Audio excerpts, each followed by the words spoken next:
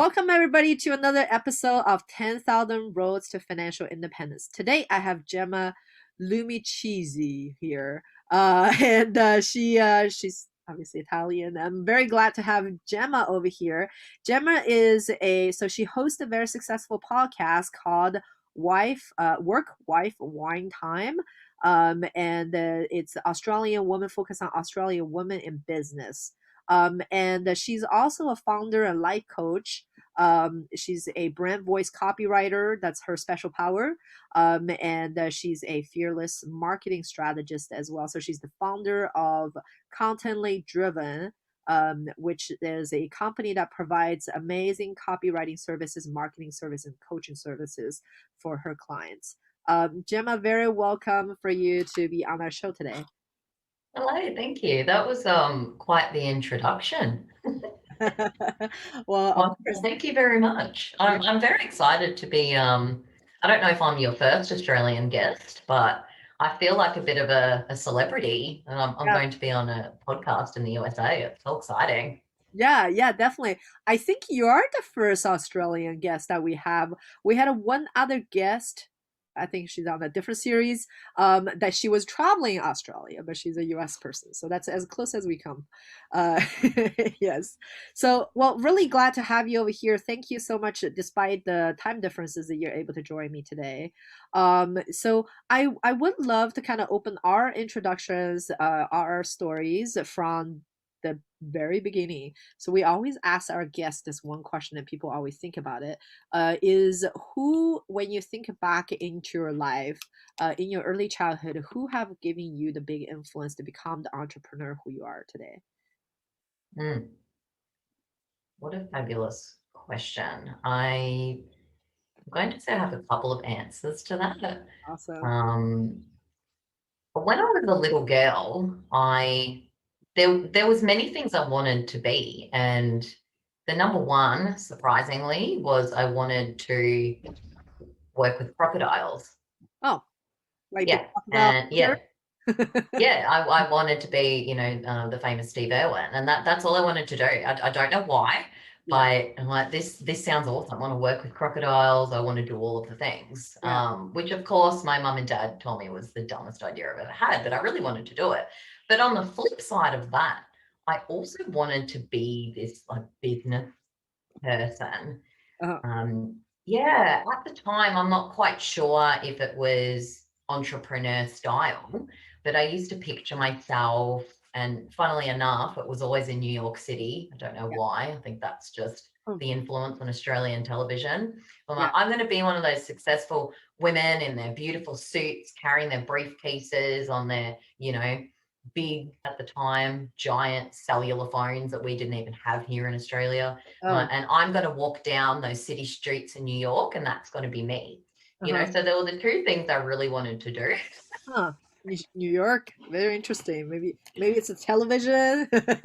Television influence for Yeah. sure. Yeah. That's, on I think on Australian TV, that's where the people made it. Like if you live in New York City, then you've totally made it. Yeah, I don't so know Texas why. City for sure, that's yes.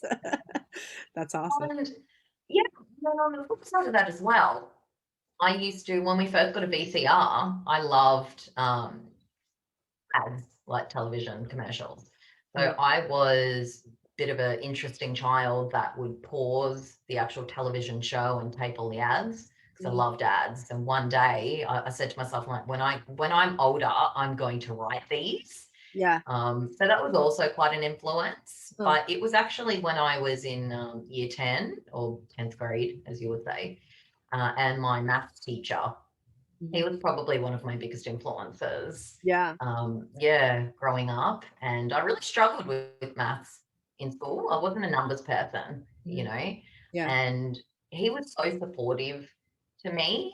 And it was one thing that he said to me. He's like, Gemma, you're going to be successful no matter Yeah. what you do, and you're going to create it. I can see that you're going to create something big. And that's just really, really stuck to me. So I really think he was almost that push Encouraging. that I needed. Mhm. Yeah. Yeah, that's Yeah. awesome. That's awesome. So fast forward, because I was kind of reading through your LinkedIn and it kind of talked about your kind of life journey over here. So I guess growing up, you probably followed a path, maybe went to a college, went to school, and it looks like you started working for a client relation manager, drive.com.au. So I guess that's what we call it in US the W-2 job, which is a daytime job, daytime full-time job. So tell us a little bit about that path. You probably went through your journey, got a job, and then now what was that transition, between the job to being a self-starter entrepreneur? Yeah, for sure. Yeah, so I did, I guess, what, my parents wanted of me to do, Yeah. finish school, went to university, got the job.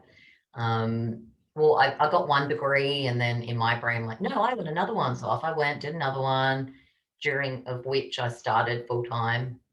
Mhm. And that's drive.com.au. Well, it started with the newspaper. Mhm. So one of our main newspapers here, Yeah. Fairfax. Okay. And yeah, so I got into there, started with that, and then I transitioned over when it got a bit more into online. Mhm. Yeah, I was client relationship manager in there. So as well as doing ads and placing ads and doing all of that, I was working with the clients as well. Yeah. And it was great, but the job became redundant. And, you know, kind of in the history of my career, actually, of most of the, I guess, daytime jobs don't Yeah. exist anymore. Yeah. Newspapers sort of died. Then I did radio for a little bit, that died. Then I did television for a long time. That job doesn't exist anymore. But I always feel as though I've wanted to do more things. Mhm. So travel is a big part of me as well. Yeah. So after that, I traveled for a year, then I came back, and then I worked in television for a long time, and I loved it, but it was something was always missing.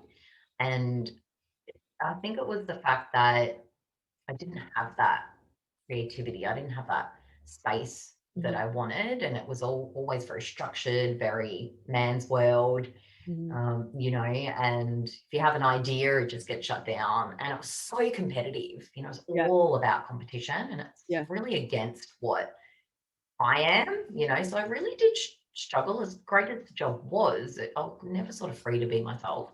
Yeah. And then I decided again, like, no, I want to travel. And I always wanted to be a teacher as well. I thought about that because Mhm. I've always been in mentor roles as Mhm. well. So I'm like, okay, no, I want to go overseas and teach. So off I went, Yeah. ended up staying 3 years. Yeah. But during that time, I missed writing ads and doing that. So I actually started my business and started freelancing while I was overseas. So I was working, teaching in classrooms in South America, as well as doing some marketing strategies and writing ads and stuff for clients back in Australia.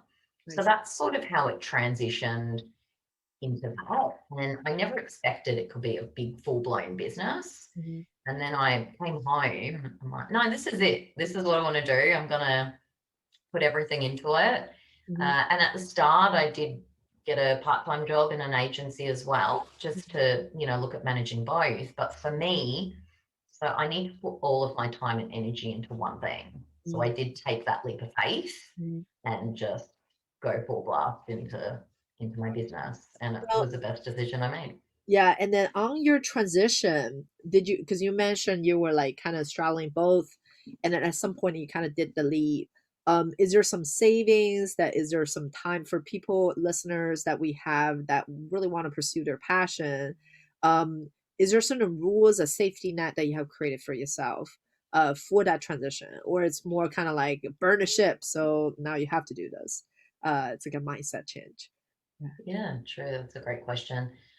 For me, I made sure I was financially stable. So I did it was a 6 month plan, Okay. and I calculated all the money that I would need, for bills and rent, things like that. uh, emergency things that I may need. Mhm. So I did that calculation and I made sure I had that money sitting there so it wouldn't completely stress me out. Right. Not saying everyone needs to do that, but that did make me feel more comfortable at the time. Mhm. Just to have that there as a buffer. And so at the same time, I didn't stress myself out if I had a quieter month in my business, or then I may have had a busier one. So it was all, so I did definitely have that financial stable net there. Gotcha. Um, yeah, for sure. Yeah. And then looking back, would you do the same? Would you advise other people to kind of do the same? Um, yes and no. Maybe some Yeah, more true. saving, less saving. I don't know.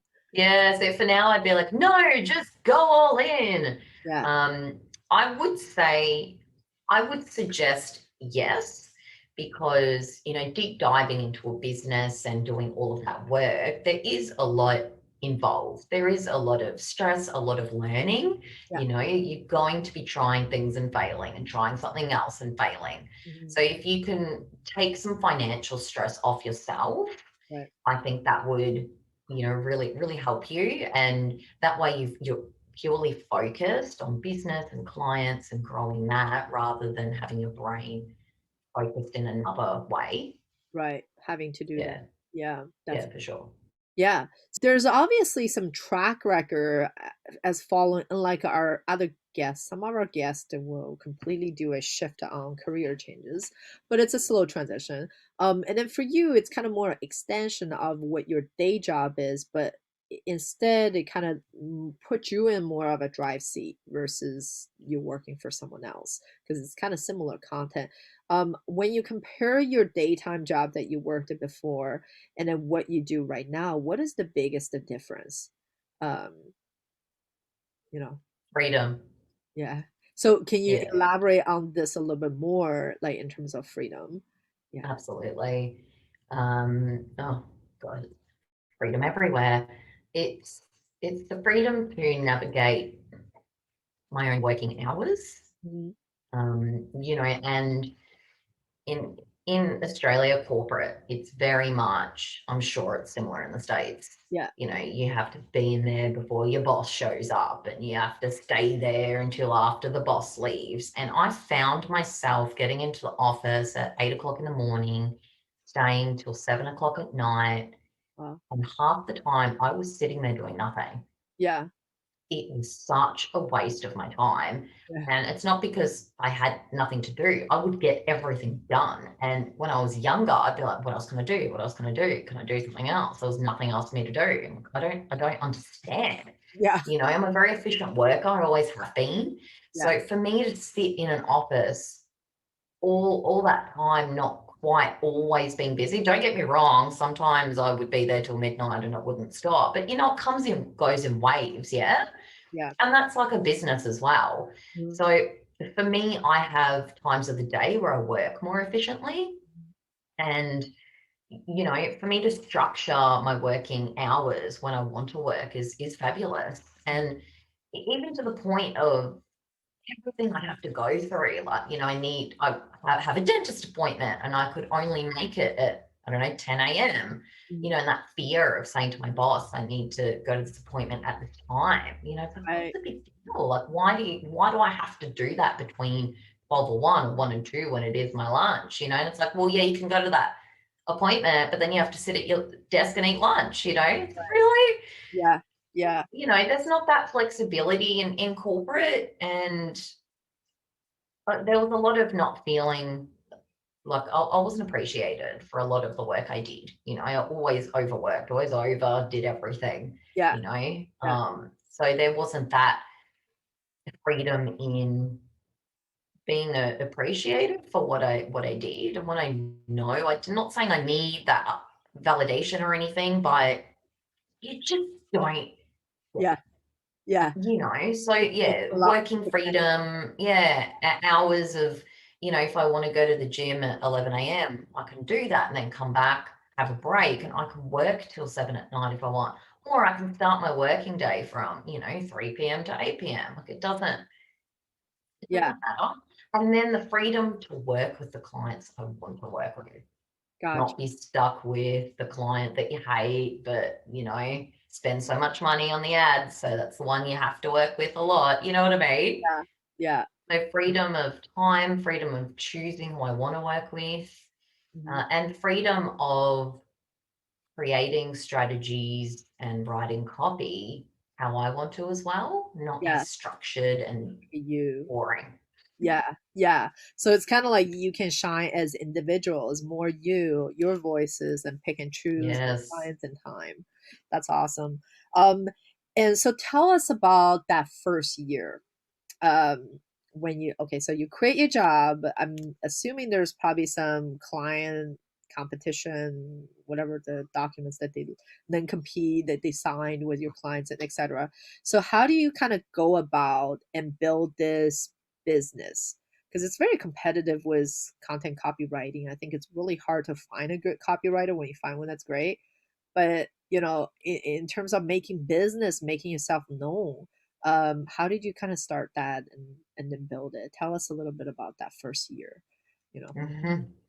Yeah, wasn't easy. Uh, I already had, I guess I had contacts um, that I worked with. So it was reaching out to people I already knew and I already had worked with. So, they may feel like really uncomfortable sort of conversations, reaching out to a client that you worked with 6 years ago, but, it's good to start in that way. Mhm. I think reaching out to people and then having that conversation and then asking them, do you know anyone else Mhm. that needs my services or what have you? I think the best thing for me is I joined a business mastermind group Mhm. with other female Mhm. entrepreneurs, business owners, whatever word you choose to say. Yeah, And that there, making those connections there is what really helped my business grow. gotcha. So But connection. yeah, so it really is about making connections, speaking to other people, and really, getting yourself out there on social media. LinkedIn was a huge one for me, Mhm. especially at the start when I was working more with corporate clients. Mhm. If you really if you're on there and you're communicating with people and you're speaking to people in the network, they will come to you. Mhm. Yeah, so that's sort of my first year, but I think that the number one thing was joining that mastermind group. It sort of boosted my confidence in my business, and I met so many other people that they'll say, "Oh, hey, I need copy for this," or "I know this client who needs copywriting." And once you do those first few jobs, Mhm. you get the testimonials, you get your word out there. Mhm. And also, right at the very, very start, I did do some stuff for free, Mhm. to build up the portfolio, to get the testimonials again as well, because Yeah. why not? You know what I mean? You've got nothing to lose. Yeah, yeah, got it. So okay, so like and so that leads to my next question, which is very interesting because as a person who is working artistic work, which is kind of what copywriting is, um, how do you ask to be paid more? Like because as you kind of take on the more clients as you kind of grow, you obviously have to like sustain yourself and etc. So how do you kind of move your way up and ask to be paid more? Because you got people on the Fiverr who's charging, I don't know, $5, whatever. And then you got people who is corporate writers, like someone really good that's really worth every penny that you pay. So in these world where some people don't value the value that you bring, how do you actually go about and telling clients what your value is? Yeah. Such a good question, and you're almost making my blood boil because it is really difficult for any type of creatives when you have Fiverr and things like that. Mm. With yes, people saying, "I'll pay you $50 to write 6,000 words." Yeah, sure, no worries. It's just it's excruciating, but at the same time, I guess that's what globalization does, right? So the main thing is saying to your client, you know what, that's fine. If you want someone who's, second second language is English. It's going to come back with mistakes no matter what, which Yeah. isn't their fault. That's totally fine, Yeah. but it's not going to be at the level that I can produce for you. Mm-hmm. It's not. So it depends. You get what you pay for. Mm-hmm. If you pay me $4,000 to write your website, you're going to get quality back. You're going to get a significant amount of research. You're going to get a copywriter who's also a marketer, who Right. understands your audience, who understands everything, who does the research, who's written so many websites, who Right. knows how to write to a target audience, Right. who discovers your brand voice, sits there with you and goes through a brand voice and discovers all that and makes it all sound like you, and keeps it consistent. Yeah. So it depends. It's what you pay for. Mm-hmm. And for me, one of the biggest issues as well, if a lot of people are getting cheaper copywriters from overseas, they're 90% of the time they're taught US English, Mm-hmm. right? So Yeah. it comes back with a huge amount of spelling mistakes for us, because it's Yeah, the there's Australian Z's in is different. Yeah. everything, The defense and versus, yeah. yeah. I'm Canadian too, so I understand the spelling differences over there. Yeah. Right.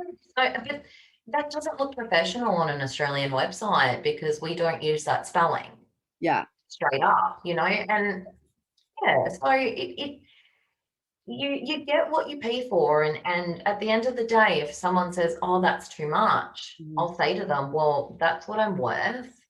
This is what I'll produce for you. If you don't want to pay it, fine." So Yeah. I know to do that at the start feels excruciating, Right. because what you want to do is get every job coming in. Mhm. And I totally get that, but if you don't stand your ground of what you're worth, then people won't pay you that. So Right. you really have to say no sometimes. Yeah. Yeah, that makes sense. And making sure that really kind of focus on the value versus the price, Yes. which Always, yeah, it's value for yeah, sure. And you can even go to the extent of, okay, well, this person may not be in this country. So do they understand our country? Do they understand our market? Do they understand our customers, clients? Probably not. yeah. So that's really interesting because you highlighted on kind of finding a unique value prop for using some part of localization because you're Australian. And so, like you said, the majority of the world is getting trained on US English writing or British ways of writing, maybe. Um, so that's really kind of carved out a little bit of niche market for yourself with Australian copywriting because I know that you guys use a lot of slangs and etc. and which just makes no sense for US. you know? uh, Exactly, yes. yeah, but it makes a tons of sense when it's a position for Australia. That's awesome. And so tell us a little bit more about, so you did copywritings and etc. Um, and then what's your kind of discovery journey? I know the first year is really difficult, and once you kind of have the study flow of clients, then you're kind of experiencing this growing pain where you come to a point where you say, okay, I have so many clients now, I can't serve them all, and then I have to start thinking about scaling out. So, what do you have in terms of tips over that with our entrepreneurs who are thinking about turning their solo entrepreneurs into like a company? Some lesson learned over there. Yeah, for sure. If you get to that point, you need to do it. And I would suggest doing it earlier Yeah, than you need to yeah, start to get used to outsourcing. Because me, I'm someone who likes to do all of the things, always, forever, and more, as you can tell. So I took on way more than I should have. uh-huh. But outsource what you're not good at yourself. There is no point trying to do it all. You're going to waste time. You're going to waste more time trying to learn all these new things. And don't get me wrong, it depends. It's good to be across and learn a lot of stuff. So when you do outsource, you know what you're outsourcing. But do it earlier than you think you should. And also, it's because you're helping yourself step into that early thought of, oh, being a company, or I have two people that work with me, Mhm. you know, Mhm. it really helps you to get into that mindset earlier and opens that, I guess it opens that abundance, Mhm. as much as I hate that word, it really opens that abundance of, oh, look, I am a small company. I do have two people that help me out and work with me.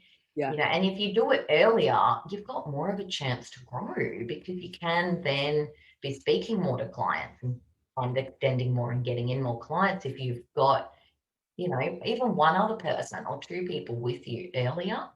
Mhm. So Yeah. really step into it earlier than you should is probably my biggest Gotcha. advice. Gotcha. Yeah, because we speak about opportunity losses with our some other guests. And then you mentioned like the first transition, and that's some of our solopreneurs. It's like always thinking about it is the constant question is always, well, how do I pay these extra resources, right? Because it's kind of funny when you try to reach your financial independence or switching into an entrepreneurship, but all you think about is how to replace your income.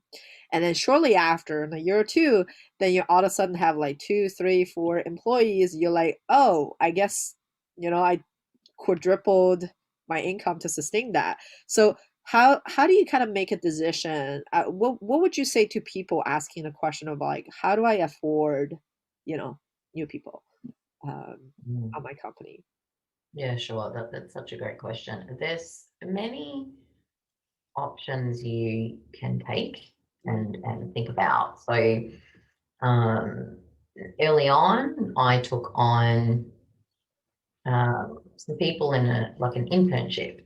mm, So they were going out, learning to become a VA and learning to become a copywriter themselves. So mm, they were more than happy, like I did at the start, to do it, a lot of free stuff for me and work with me to learn how to work with me and do all of that to build up their portfolios. mm, So early on, you can start doing things like that. And at the same time, it's mm, building up your relationships as well. So you're working with them when they grow their businesses, it's back and forth. It's all about sort of that collaboration. So mm. if you're not ready to, I guess, give up your income yet, that's a really good way to start.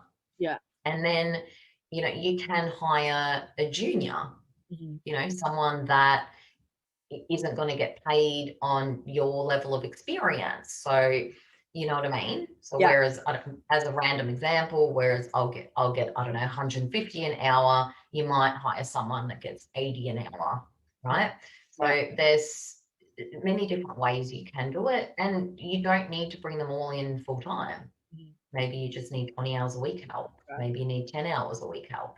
So Yeah. there's so many different options you can look at if you're worried about, oh, now I'm going to give all of my wage away. Right. But taking that step and doing it, in a smaller way, so maybe 20 hours a week for, both, for example, Right. again, it is allowing you more time. So Mhm, you can, at the time, you've got other people helping you and working with your clients, mhm. it's giving you that space to grow more. So Gotcha. to get in more of that income, and then, you can raise them to full time. Yeah. So, Gotcha. yeah. And then do you do I'm like a math person, right? So like do you do a Uh-oh. cost balance? Like do you have like certain I can see for folks who are on the listening side, you didn't see Gemma's face. She's kind of making faces at me right now.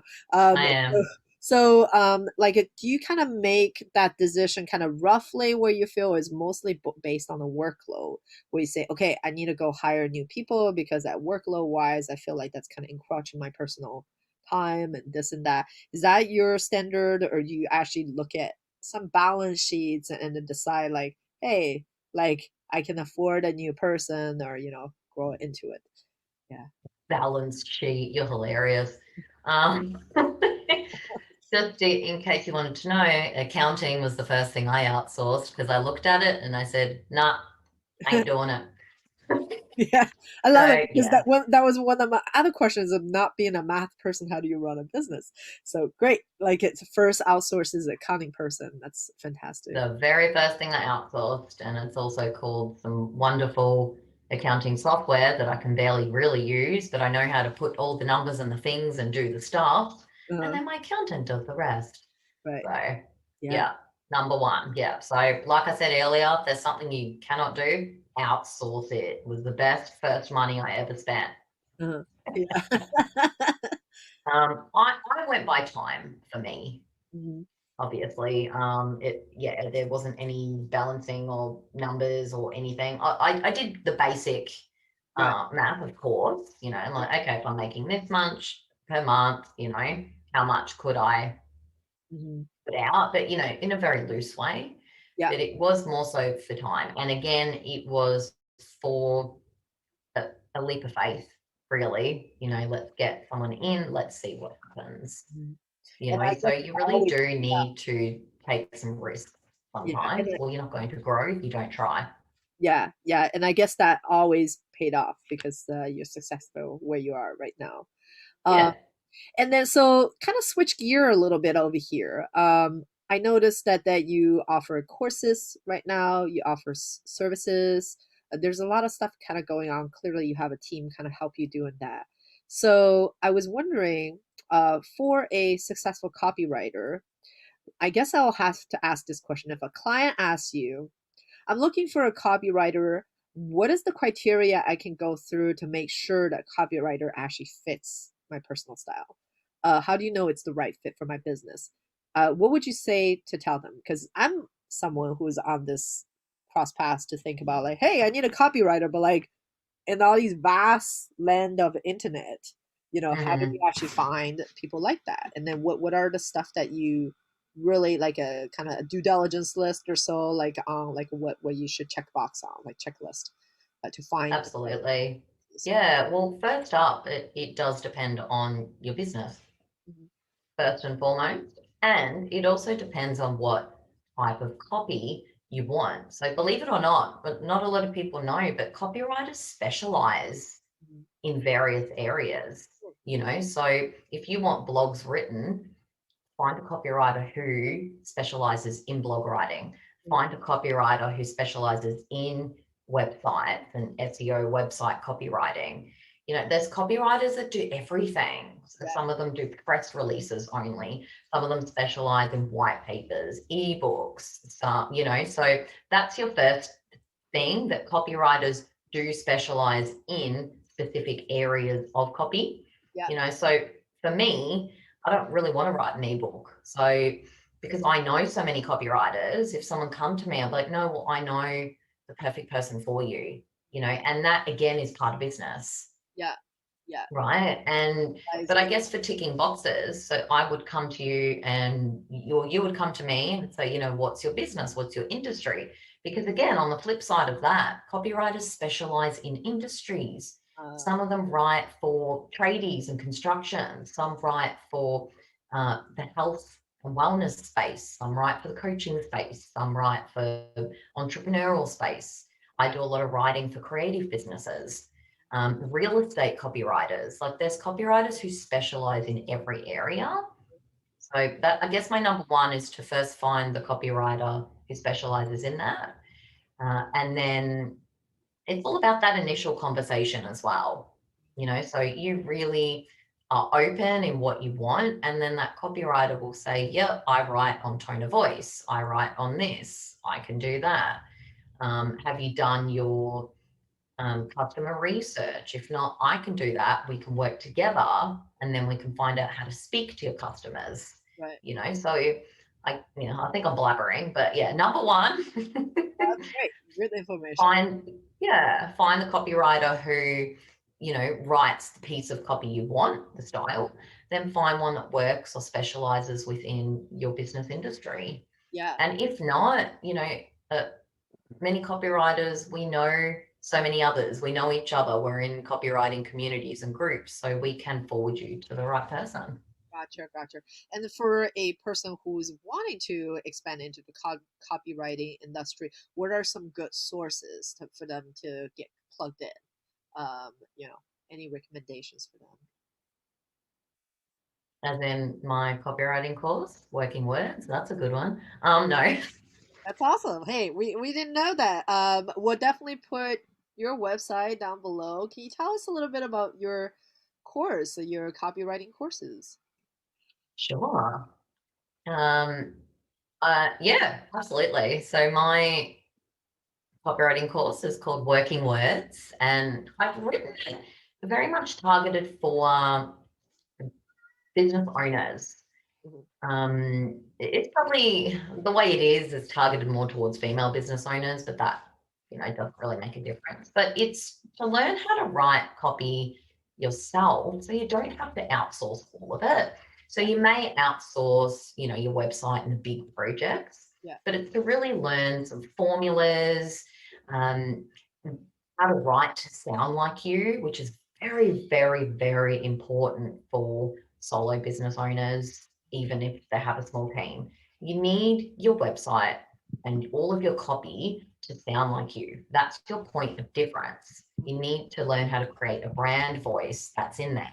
You need to learn how to do the right research. Once you've done all that initial research, then you can write your copy well.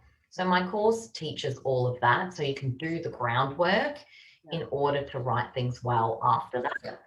Gotcha. And because the thing is now with business, almost everything is copy, right? Everything, your social media posts, your LinkedIn posts, your profiles, your websites, your blogs, like so much of it is writing. Right. And the thing is, copywriting is different. You may be a fabulous business writer, or you write theses, or you write educational things, but that's not copy. Mhm. It's so different. So you really need to learn how to write in that conversational way, or you're not going to connect with your clients.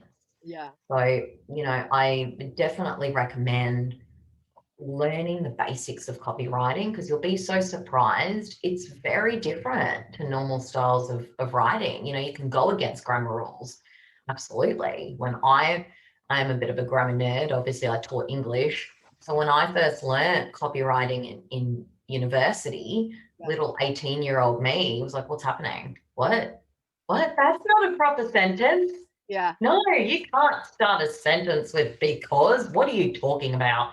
Yeah. You know, Yeah. there really is an art to copywriting. Yeah. And you're not there to just load all this information and all of this stuff onto blogs and website pages. It needs to connect. It Yeah. needs to be visually appealing. Gotcha. So yeah, my number one is to really learn actual copywriting. And the more you do, the more you write, you can do little bits at a time, but the more Yeah. you do it, it will become easier for you.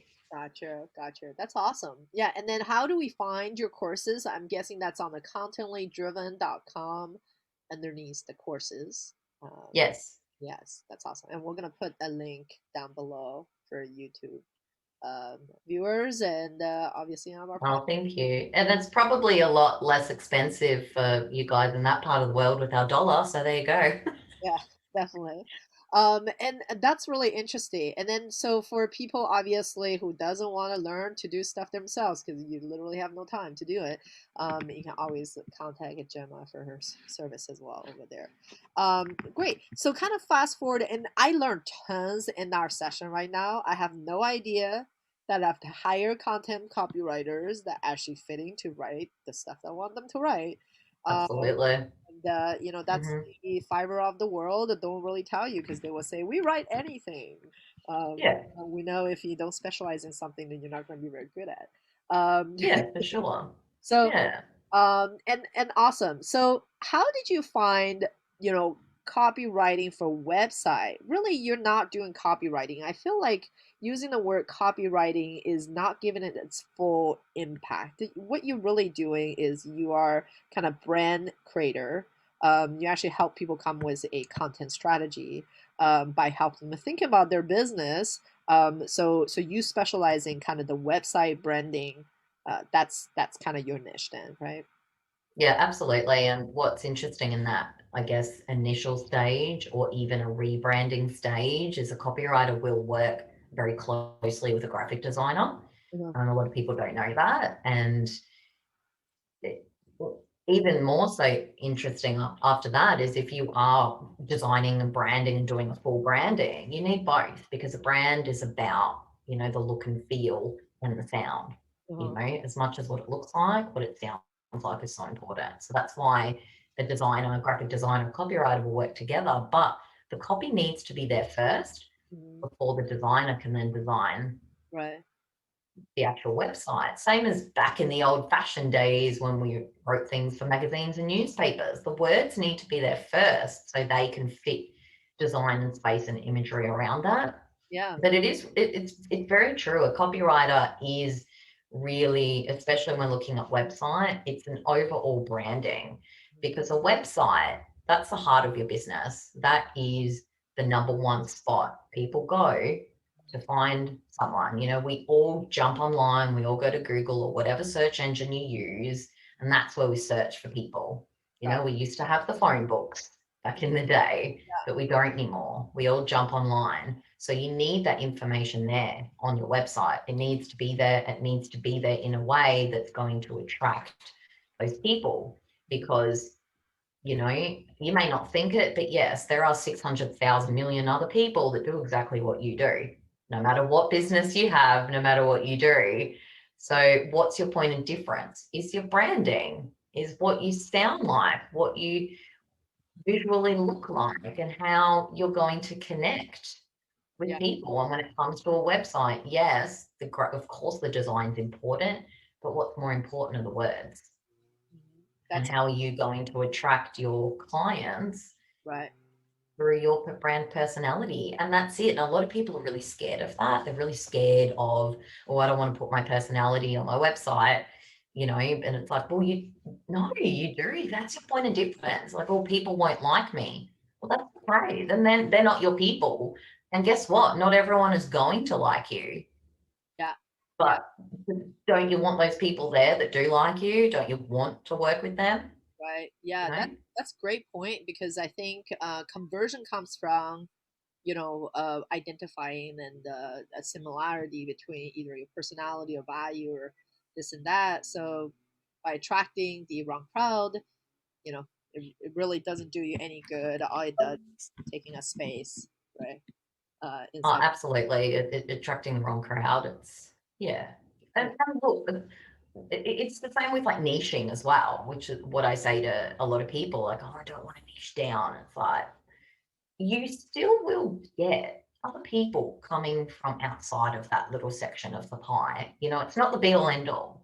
You always will have different people filtering in here and there, So yes, you're really attracting that niche, you're wanting to work with the clients that you connect with, but you still will get others coming through.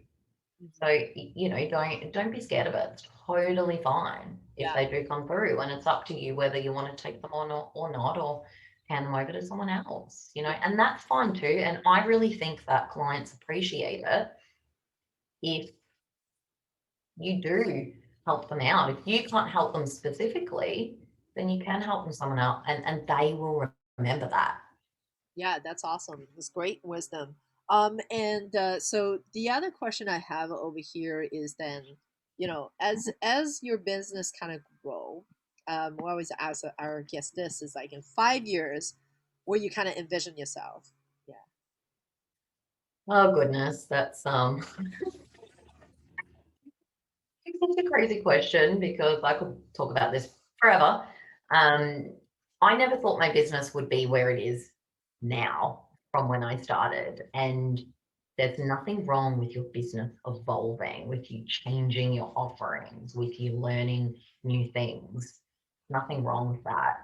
So I envisage my business in 5 years to be um, more all of a mentoring coaching space.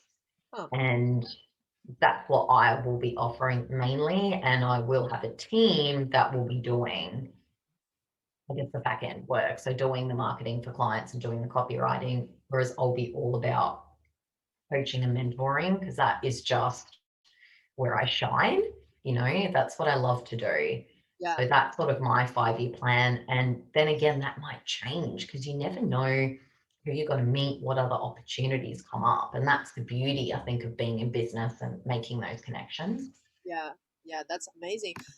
Because that's entirely opposite of what kind of what you do, not opposite, but like a very different business plans of where you do, where you kind of uh, ramping down or outsourcing some of what you currently do and then making a bigger impact into other people's life by teaching people how to do it.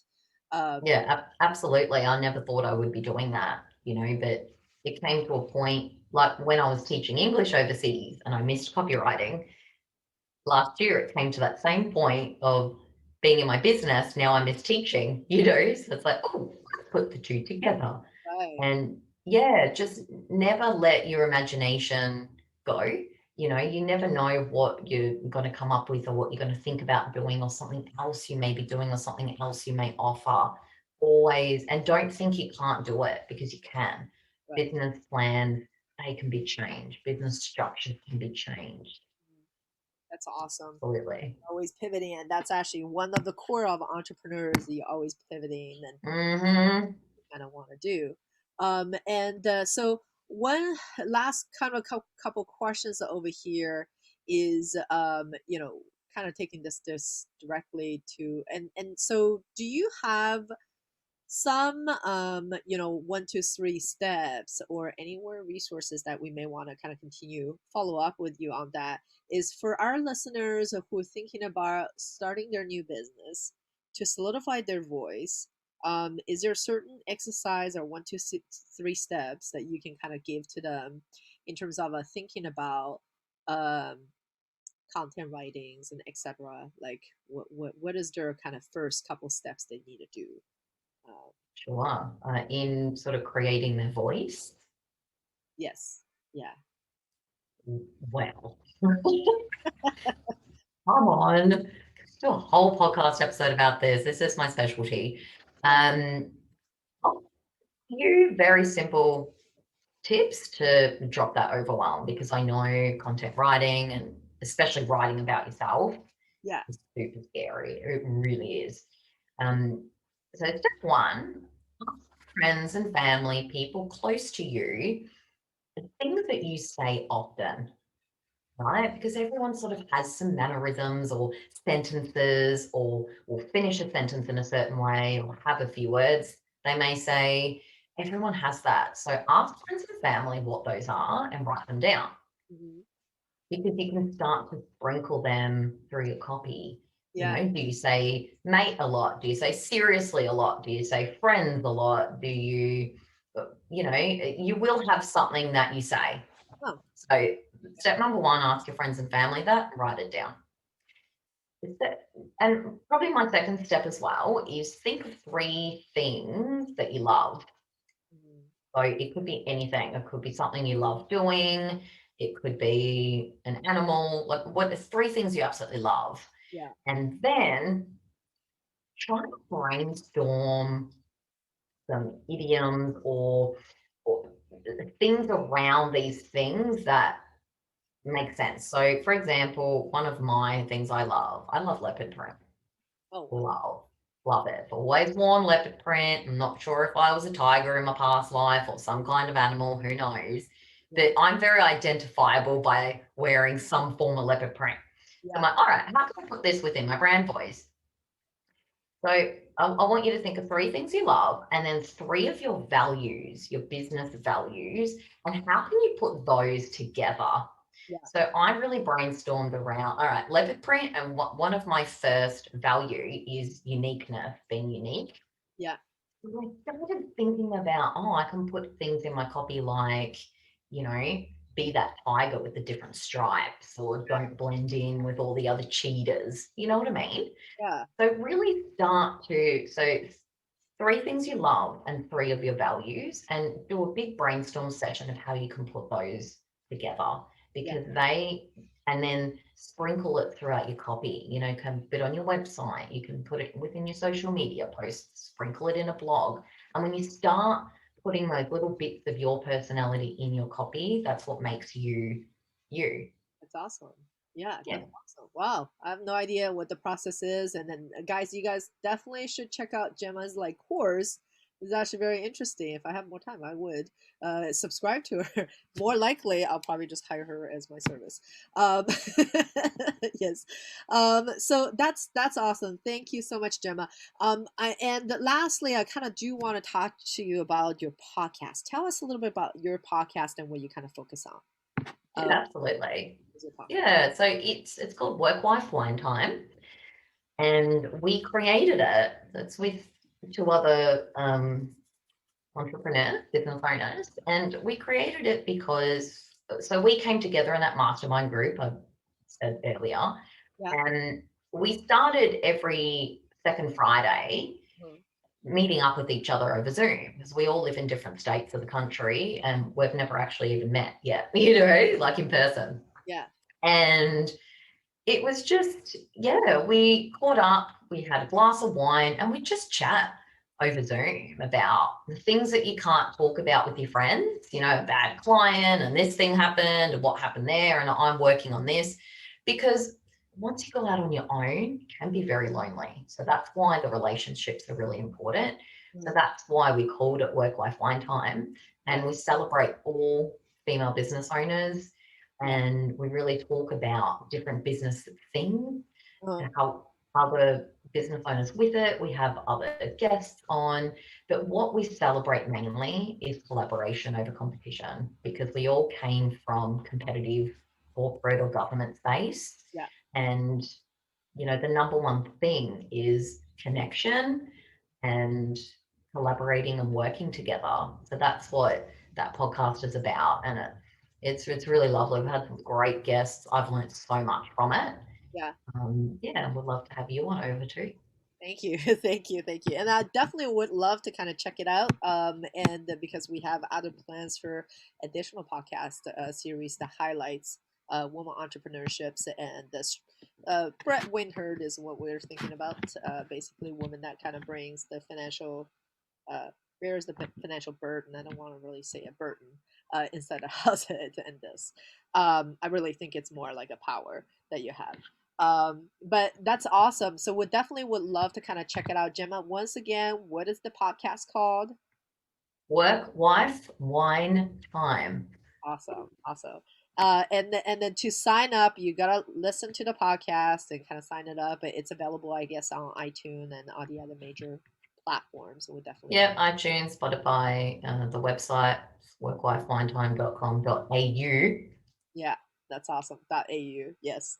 Keep on forgetting that's Australian.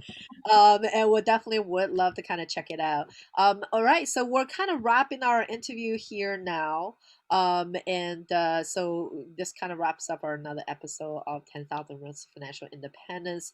We have a very unique episode with Gemma over here, really teaching us a little bit have a glimpse into how to write proper copies and be a successful copywriter in this business as well. Thank you so much, Gemma, for your time today. Yeah.